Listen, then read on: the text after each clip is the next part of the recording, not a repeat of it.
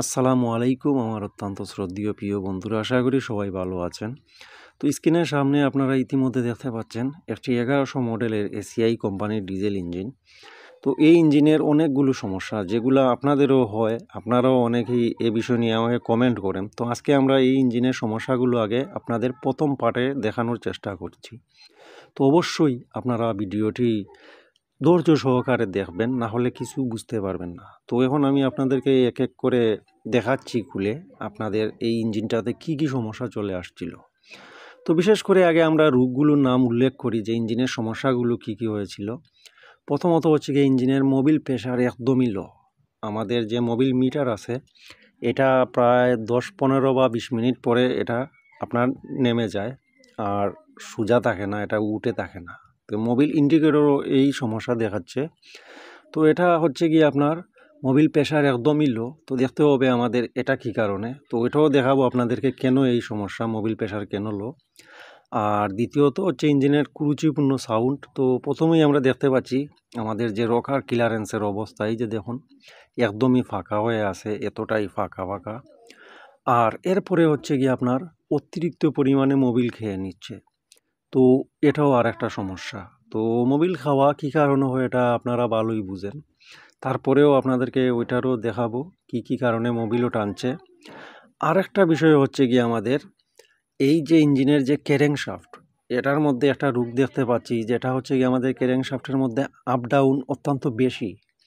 আপনার যে উপর নিচের যে প্লে এটা নেই, কিন্তু সামনের দিকে পিছনের দিকে যে আপ ডাউনটা এটা প্রচুর পরিমাণে। কারণ হচ্ছে গিয়ে এটার যে হাউজিং আছে, হাউজিংয়ের মধ্যে গাস্কেটের পরিমাণ খুব বেশি দেওয়া, প্রায় 2 থেকে 3টা হবে এরকম অবস্থা।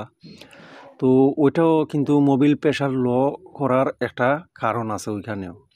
আর যদি দেখা যায় মেইন বুশ আপনার প্রচুর পরিমাণে ডাউন হয়ে গেছে, ক্ষয় হয়ে গেছে, তাহলে কিন্তু মোবিল প্রেশার লো হয়। এরপরে হচ্ছে কেরেঙের ভিতরে যদি ময়লা জমে যায়, তারপরেও কিন্তু মোবিল লো হয়। আবার আপনার এই যে মোবিল পাম্প আছে এটা যদি ড্যামেজ হয়ে যায়, নষ্ট হয়ে যায়, তারপরেও মোবিল প্রেশার লো হয়ে যায়। তো এখানে আমরা হেড খুলে নিয়েছি, হেড কাজ করতে হবে, কিন্তু সিলিন্ডারের অবস্থা একদমই খারাপ।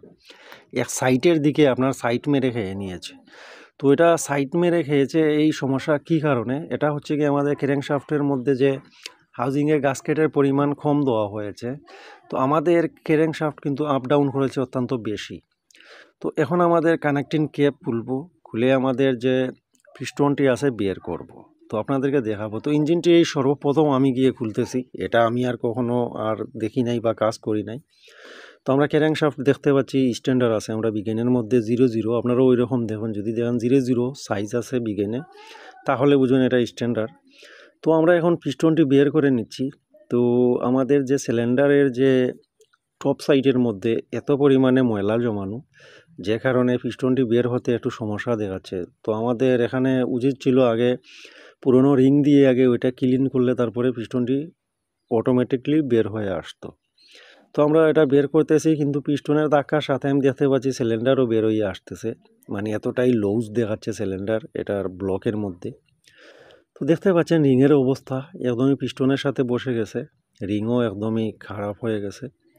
আর আমাদের যে পিস্টন পিন দেখতে পাচ্ছি ভালো আছে, এবং কানেক্টিং রোডের যে বুশ ভালো আছে। সিলিন্ডারটা কিন্তু অটোমেটিকলি বের হয়ে আসলো, এটা কোনো প্রকারের হার্ড নেই, শুধু ওই আমাদের যে রিং বেল আছে ওয়াটার সেভিং বেলের কারণে পানিগুলা ভিতরে যায় নাই এটাই, কিন্তু পানি লাফিয়েছিল। তো এখন আমাদের ফ্লাই হুইলটি খুলে নেব।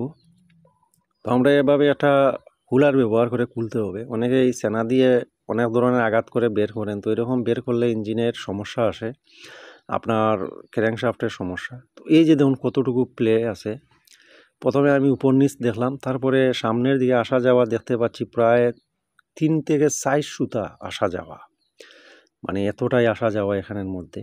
তো এখন আমাদের হাউজিং খুলতে হবে, খুলে দেখতে হবে আমাদের যে ক্র্যাঙ্কশ্যাফটের বুশের জায়গার কি অবস্থা, যে ক্র্যাঙ্ক সিট এটা ভালো আছে কিনা। তো আমরা এখন যে সাইড কাভার আছে ওইটা খুলে নিয়েছি। খুলে নেওয়ার পরে আমরা পিনিয়ামগুলো দেখতে পাচ্ছি, পিনিয়ামগুলো ভালো আছে, এখানে তেমন একটা সমস্যা দেখতে পাচ্ছি না। কিন্তু আমরা ব্যালেন্সিং যে বিয়ারিংগুলো আছে এই বিয়ারিংগুলো চেঞ্জ করে দেব, কারণ যেহেতু এটা খুলে নিয়েছি বিয়ারিংগুলোতে কিছু পরিমাণে মানে প্লে আছে দেখাচ্ছে, আর কিছু শব্দ কুরুচিপূর্ণ বলেছিলেন। তো আমরা যখন এই ব্যালেন্সারে আমি হাত দিয়ে মুছড় দিলাম, দেখলাম যে কুরুচিপূর্ণ শব্দ করতেছে। তো ভাবলাম বিয়ারিংগুলো চেঞ্জ করে দিই। আর ফাইবারও ভালো আছে, আর পিনিয়ামগুলোর দাঁত দেখলাম। আর আমাদের যে গব শাফট আছে ওইটা কিন্তু চেঞ্জ করতে হবে, ওইটা ক্ষয়প্রাপ্ত হয়ে গেছে।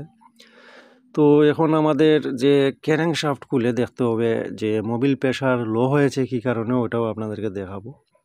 ক্যাম শাফট ভালো আছে, আর বিয়ারিংগুলো আমরা অবশ্যই চেঞ্জ করব। তো আগে আমরা মোবিল পাম্পটি খুলে নেই। মোবিল পাম্পটি খোলার পরে আপনাদেরকে দেখাচ্ছি যে আসলে এখানে কোনো ধরনের সমস্যা আছে কিনা। ব্যালেন্সারের যে মুখ, যে জায়গায় মোবিল পাম্পের রোটার বসে, ওই জায়গা যদি ক্ষয়প্রাপ্ত থাকে তারপরে কাজ করতে হবে। তো আমরা পাম্পটি খুলে নিচ্ছি, খুলে দেখব যে আসলে আমাদের পাম্পের কি অবস্থা এবং আমাদের ব্যালেন্সারের কি অবস্থা। তো ওই যে দেখুন, ওইটা খুলে নিচ্ছি। একটু অনেক দিনের পুরনো, তো একটু জাম হয়ে আছে। তো আমরা দেখতে পাচ্ছি আমাদের রোটারের যে চাবি যে জায়গা, ওই জায়গা রোটারের মুখটা একদমই ক্ষয়প্রাপ্ত হয়ে গেছে। পাম্পটি আমরা চেঞ্জ করে দেব। আর এখন আমাদের হাউজিংটি খুলব। হাউজিং খুলে আমাদের মেইন এই জায়গাটি দেখতে হবে, না হলে কিন্তু আমরা মোবিল প্রেশার লো কেন এটা কখনোই স্লভ করতে পারবো না। এক এক করে দেখতে হবে। এখানে যে উপর নিচ প্লে যেটা, এটা কিন্তু আমরা পাচ্ছি না, কিন্তু আসা যাওয়ার যে সামনে পিছনে যে আসা যাওয়ার যে আপ ডাউন, এটা কিন্তু প্রচুর পরিমাণে আছে। ওইটা কেন, ওইটাও আমাদের এখানে দেখতে হবে। তো আমি ভাবতেছি এই ইঞ্জিনের ক্র্যাঙ্কশাফটে তেমন কোনো সমস্যা নাই, শুধু এখানে হাউজিং গাস্কেটের মধ্যে যদি আমরা পরিমাণ কমিয়ে দিই তাহলে অবশ্য হয়ে যাবে। তো বিশেষ করে নতুন দুটি বুশ দিয়ে দিলে ভালো হয়। তো আমরা এখানে হাউজিং খুলে নিয়েছি এবং ক্র্যাঙ্কশাফটে এই যে দেখুন কোনো ধরনের আইল হয় নাই, একদমই ভালো আছে। এই যে ক্র্যাঙ্কশাফটে কোনো সমস্যা নাই। তো যেহেতু মোবিল প্রেশার লো ছিল, তো আমার ক্র্যাঙ্কশাফটের ভিতরে ময়লা পরিষ্কার করব। এখানে একটি এলকি সিস্টেম নাট আছে, ওইটা খুলতে হবে। এরপরে আমাদের এই ক্র্যাঙ্কশাফটে নতুন বুশ দিয়ে দেব, রিং পিস্টন সিলিন্ডার সব কিছু পুরো সেট দিয়ে দেব এবং ওয়েটের ব্যালেন্সারের বিয়ারিং দিয়ে দেব। তাহলে ইনশাল্লাহ আমাদের হয়ে যাবে। আর এই ইঞ্জিনের ফুল ফিটিংসের ভিডিও আমার এই পেজে এবং ইউটিউব চ্যানেলে দেওয়া হবে, ইনশাল্লাহ সবাই দেখবেন। ভালো থাকুন, আসসালামু আলাইকুম।